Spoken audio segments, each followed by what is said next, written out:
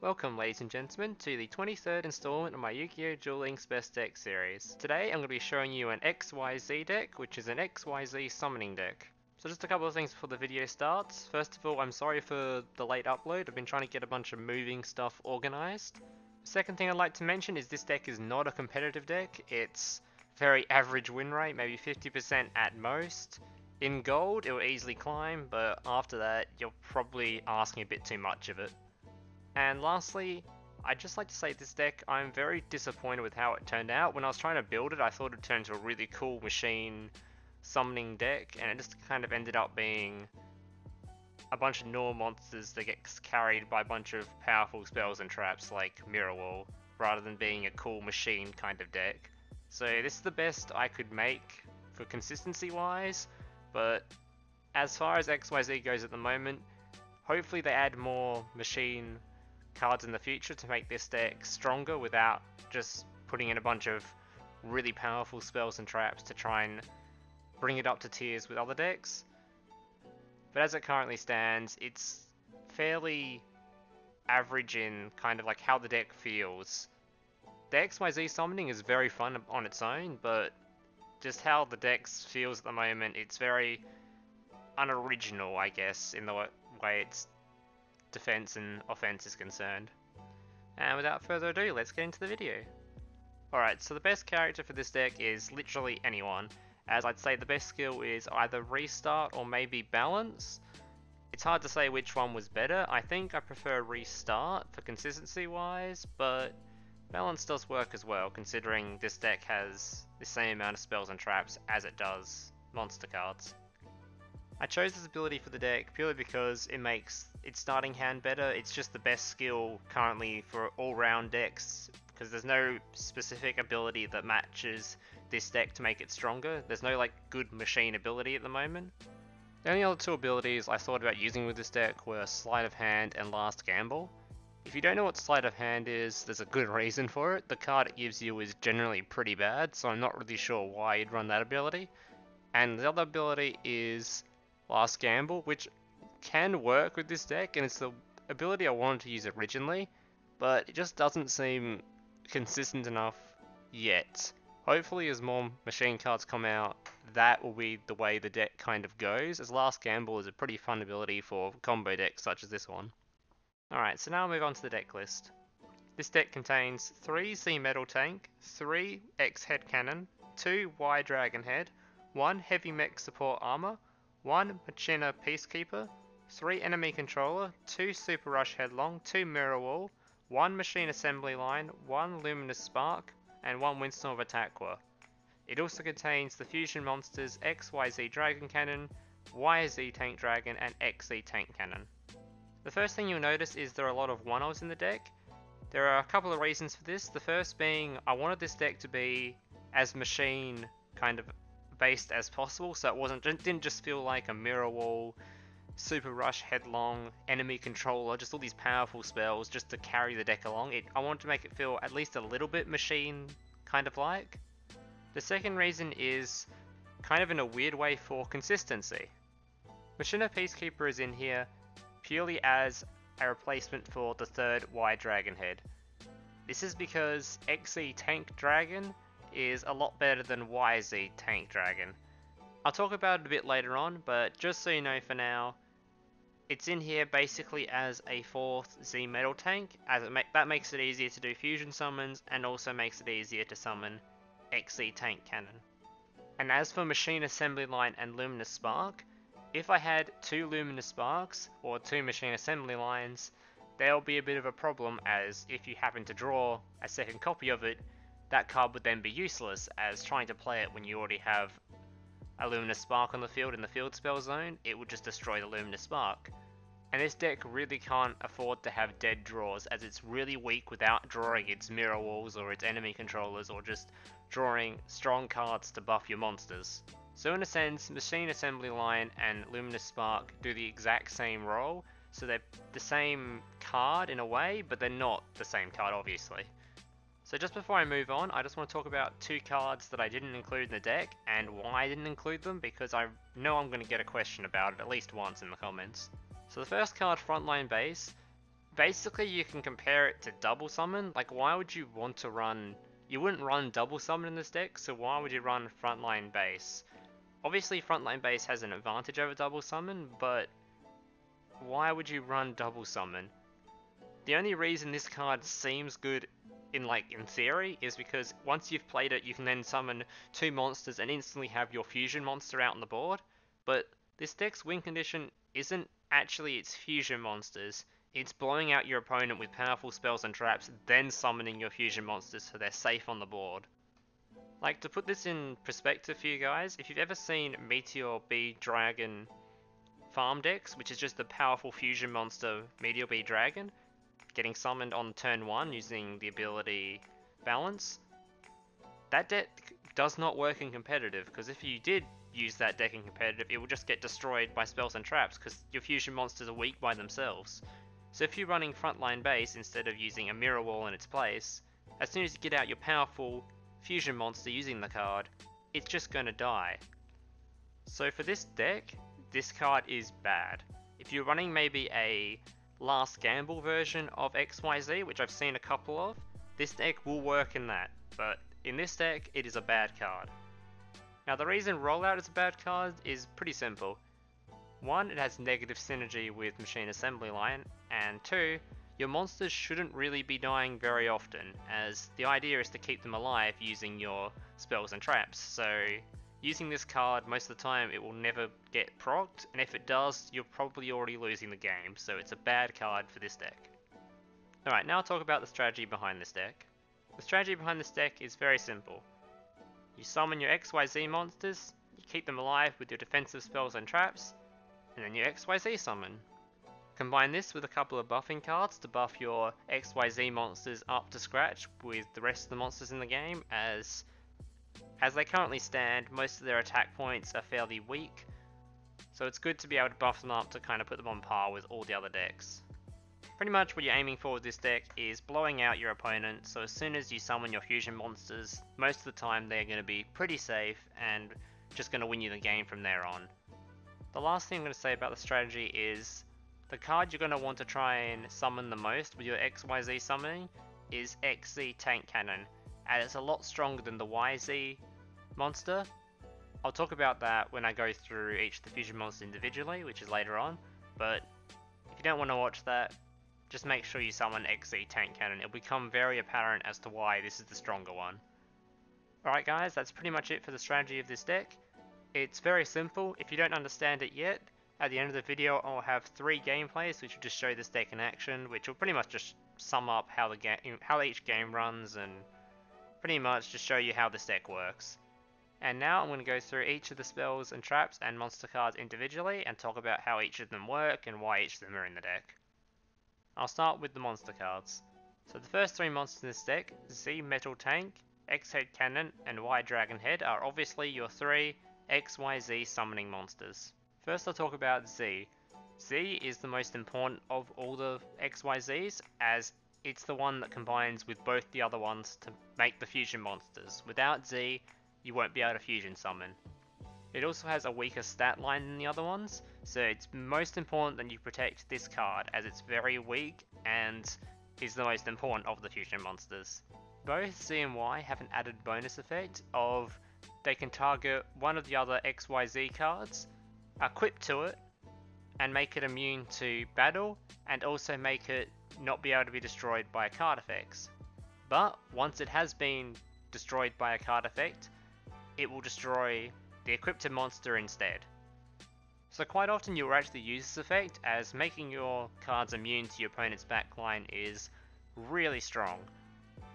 But if you are going to use this effect, make sure you use Y Dragon Head the most, as Y Dragon Head is the most irrelevant of the two, as YZ-Dragon Cannon is a lot weaker than XYZ-Dragon Cannon, which again I'll talk about later on. The last of the 3 monsters, X-Head Cannon, is just a generic 1800 attack, 1500 defense monster. So this is the only one of the 3 which can kind of keep up to scratch with all the other monsters currently being played, as it has the highest stat line and it's fairly solid just all round card.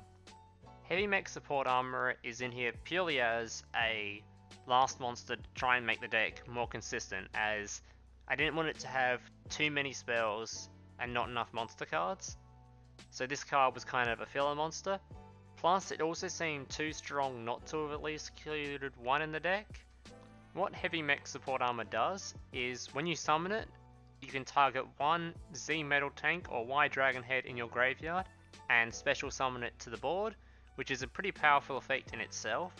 Plus, it also has the extra effect that YZ both have, which is it can equip itself to one of the Union monsters, one of the machine monsters, and make it immune. Machina Peacekeeper I have spoken about before.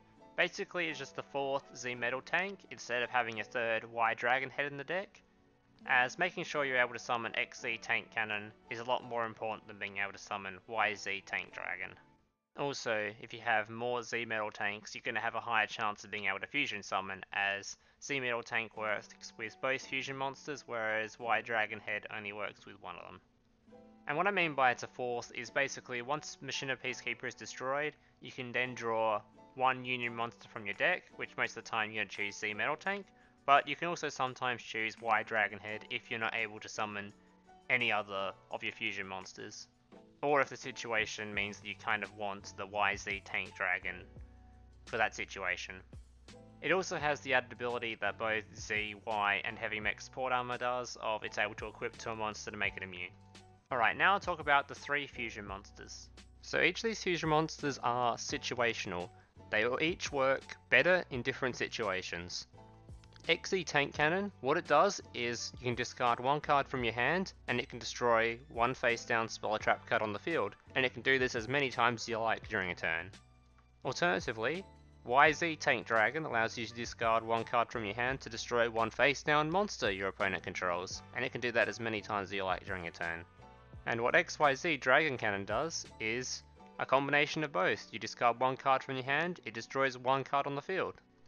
But most of the time you'll notice you won't be able to summon XYZ-Dragon Cannon, as it's the hardest to summon as it requires all 3 monsters to be on the board, whereas XZ Tank Cannon and YZ Tank Dragon only require 2.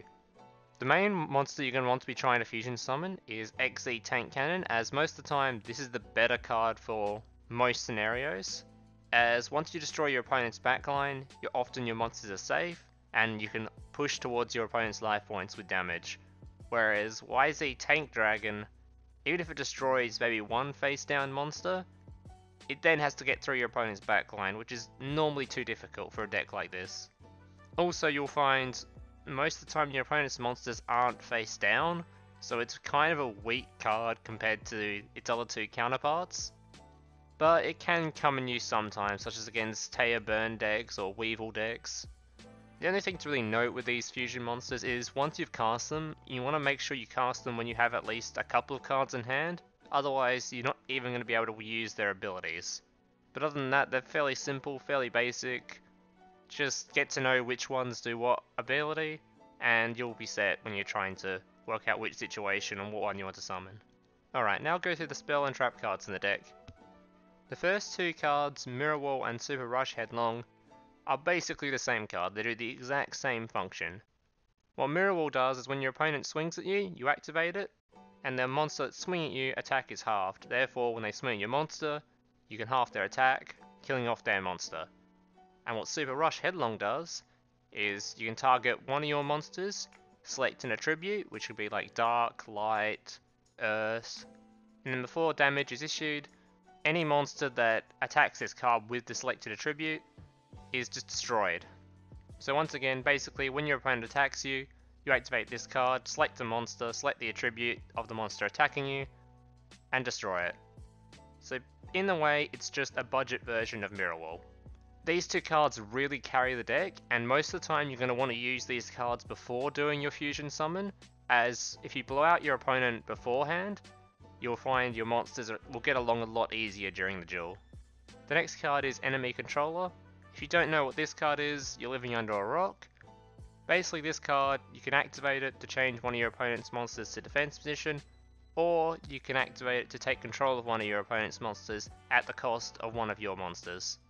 Very useful for stopping your opponent attacking you, and also for trying to finish off your opponent, as you can destroy one of your monsters, take control of his most powerful monster or the last monster he has to be able to try and push to finish him off. The next two cards are Machine Assembly Line and Luminous Spark. Both of these cards are in the deck to perform the same function of bringing your monsters up to scratch with the rest of the monsters in the game, as they kind of have a pretty low stat line. Machine Assembly Line is a little bit weaker at doing this, as it only buffs your monster's attack by 200, whereas Luminous Spark buffs your monster's attack by 500. Each of them have kind of the added bonus. Obviously, Luminous Sparks is that it has more attack damage, and Machine Assembly Lines is whenever one of your monsters is destroyed, you can then add 2 junk counters to Machine Assembly Line. So once 2 of your monsters are destroyed, you can then activate Machine Assembly Line's ability to summon one of your monsters back. This can kind of make it a little bit easier to XYZ summon if you're losing, but most of the time you're not really going to be able to use this ability, as your monsters aren't going to be dying, or you're going to try and keep them alive with your Mirror Walls and your Super Rush Headlongs. One thing to look out for with Luminous Spark is it can kind of have negative synergy with Mirror Wall, as the downside to Luminous Spark is it reduces your light monster's defense by 400, meaning when your opponent attacks into your monsters, if they only have maybe 900 defense, it'll only take a 1900 attack monster to kill it, even with Mirror Wall on the board. And the last card in the deck is kind of in here as just because it's a really strong card. It's Windstorm of Etaqua. When your opponent attacks you, you activate the card, turn all your opponent's monsters to defense position, and that's his battle phase done. So basically it can help you skip a turn and just keep the game going as long as possible until you can get your Mirror Walls out and your fusion monsters out.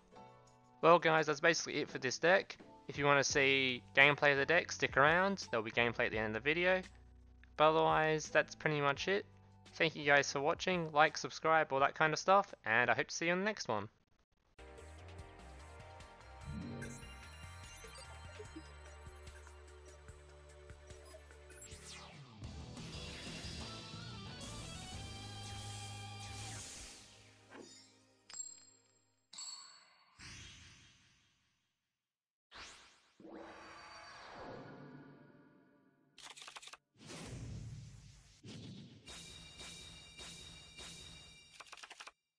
Duel!